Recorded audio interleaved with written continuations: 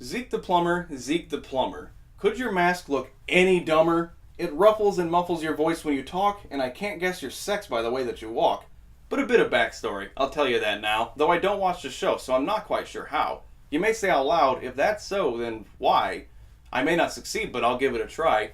I admit that I'm going to wing it this time, so I figure I'll say it in verses that rhyme. Don't know much because I grew up a bit later, except one time this kid met the Terminator.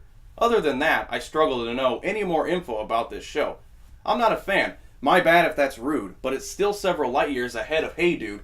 Now on to the point with the man they call Zeke, that noseless mustachioed overalled freak.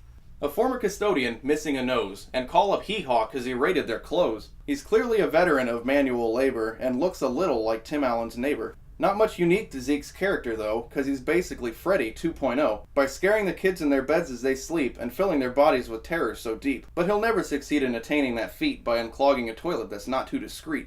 In terms of aloofness, he's doing it wrong. He's as subtle as lyrics in a George Michael song. Turns out his goal wasn't murder, instead it's to suck out their thoughts with a plunge to the head.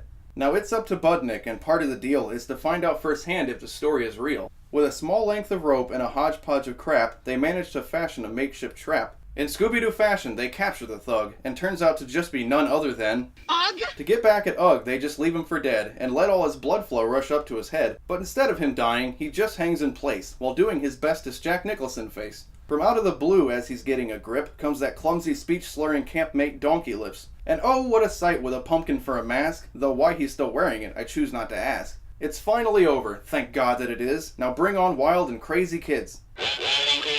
So to sum it all up, since we come to that part, all I can say is, it makes me wanna fart! Or something to that effect.